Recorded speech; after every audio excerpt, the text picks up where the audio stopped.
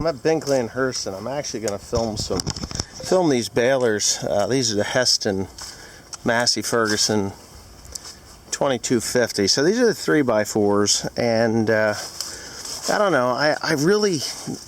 I have no love for these particular balers or any of the Hestons, to be honest with you, but they've actually done some upgrades to them that I kind of like, you know. How do you open that sucker? There it is. No? Then you do this. Well, I got some latching here that I don't care about. I want to just see what it looks like. Nice lights in there. Still the same old chain, which is a good thing. Heston has done a really good job of just improving on the basic design of their machines. And I really think that that's a good idea. Keeping what works and repairing and replacing and modifying and upgrading what doesn't work. I've never run a modern Heston Massey Ferguson, but I don't care to, really. There's a few things that I don't like about them, and even with the 4900, and I'm looking in here, and yes, they have changed some things with them. The 4900 and this model are very different than, you know, they're just, I can't say they're very different.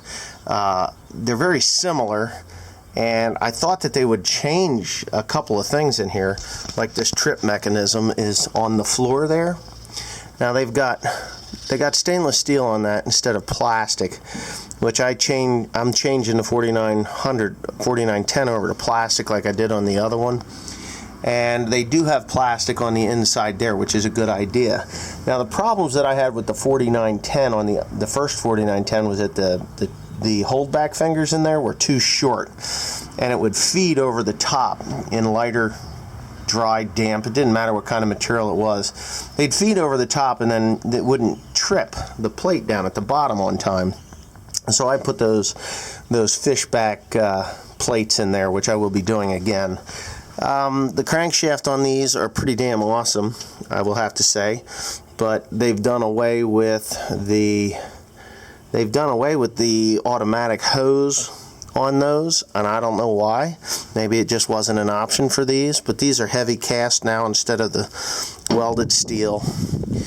I like that idea. So yeah, no, they've come a long way. This seems a little anemic on the carriage, but you know, it is a 3x3 instead of the 3x4 or the 4x4 baler. This is cool.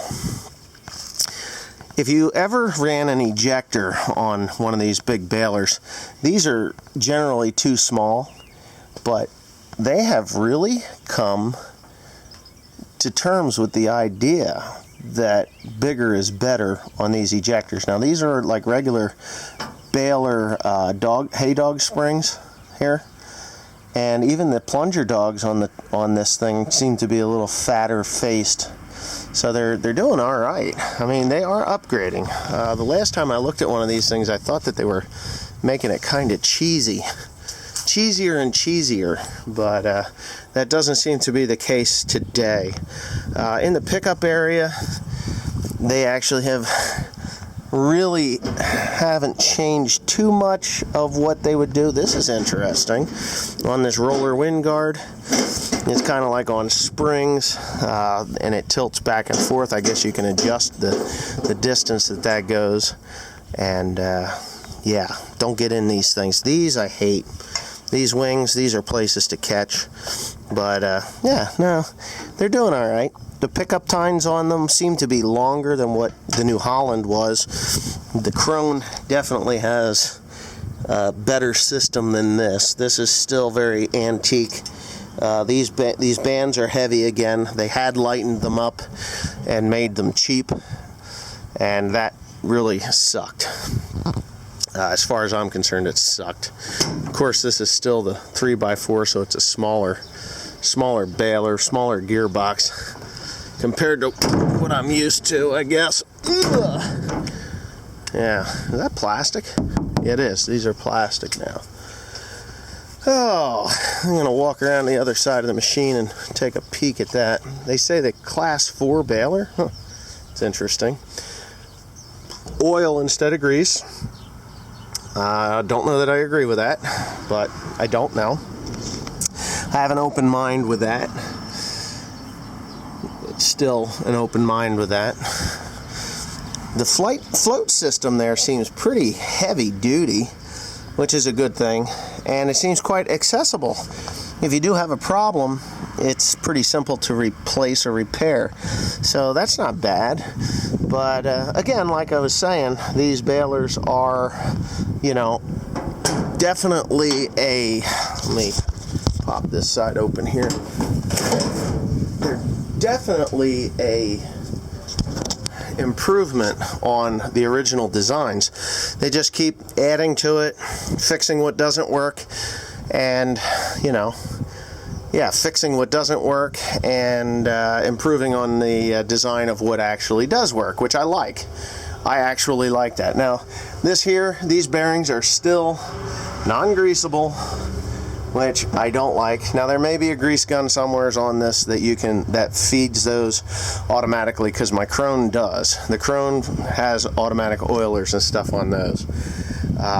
But yeah, I definitely would change that stuffer design just a little bit. That's just my own personal opinion. You can open and close this, so this is all the way open for really dry material.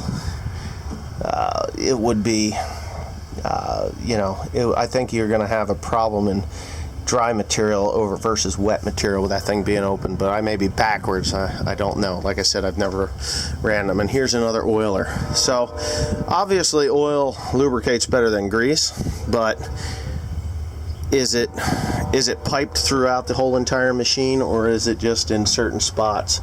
Like that looks like it goes up to the knotters, and I guess there's some other places. And I'm not opposed to oil over grease. It's just grease is, to me, the easier route. I don't know where this one goes. Maybe it's just I don't know where this one goes. It doesn't even have hoses come out of it. Wherever they go, they go. Obviously, I didn't shut that all the way. I'm gonna feel like a jerk if I don't. There. Huh. Well, I guess that's gonna have to do. It's a safety latch deal.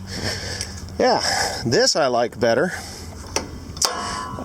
When I go around a corner with the Krone, because it sticks up, it will catch a bale. If you go around a corner, it'll catch a bale. But this is more exaggerated. This thing is pretty straight out the back. It doesn't come very close to the ground. But this little paddle, it is rounded, so when it does break, it's, you know, when it comes back and tells you that there's a bale on there, and then when it comes back, it looks like it's a more stout design than what the Krone has, which I'm kind of glad to see that. This, I don't know. Oop, I just broke it. I don't believe that. I just broke it. I didn't break it. What is that, magnetic? Yes. There's a little magnetic thing. I don't know that that's any better or any worse. Who knows? This just keeps dust and dirt out of it, I believe. At least that's the idea of it. I'm going to climb up top and look at the knotters. I actually have to go to Zimmerman Farm Service now. And yeah, that's all oil for these knotters. There's a squirrel cage up there, which I agree with. Got a beautiful light there. That'll blind you. I have LEDs on the Krone. So, yeah, nothing new and exciting up here, per se. Still looks exactly like the 4910. Yeah, still looks like the 4910, just only 4 knotters instead of the 6. So, nothing exciting there. I don't know if you can, a lot of room up here because it is the smaller baler, but to look down through the plunger here, which I'm going to do, I think, maybe not. I'm not. I won't be able to because of the squirrel cage fan. I like that idea. That I would go for. I wonder if I can get that for the 4910. Because if I could get that on the 4910, that would make a lot better, cleaner system there. That's weird. Universal joints on the meter. Yeah, that's kind of strange. Krone has electronic. but who knows whether it's better or not. And you come here, still the antique design here. This does have a rounded roller to it, which on the 4910, when you get really a lot of pressure on there, it actually bores into these plates and bends them. So I'm surprised they're still using that system. There's a better system than that, but what can you say? Anyway, it's just a review. It's nothing set in stone here, but here's a machine that I wouldn't mind owning. And I'm just going to move on to the next part of this thing, and that is right here. I am going to need a telehandler for the straw job. Now, I don't know, this looks like it's going to be a 120 horsepower motor in this thing. I like it. I don't know how well it'll work. It'll definitely reach up there. They claim that these things are really good for pulling wagons and stuff, but I don't know. They say you can. It looks as though it's built pretty heavy, and if it is 120 horsepower, oh, she's definitely used. Definitely used. Yeah, definitely used. I wonder how many. There's no key in it or anything. It looks like whoever used it a lot. Maybe it'd be a valuable purchase. Who knows? I don't know how high they go, but damn, that thing looks like it reaches way up there. But you could use these on the straw job and at home. It'd be easier for my dad to get in and out of there as well. So anyway, that's just my view on what I see out here.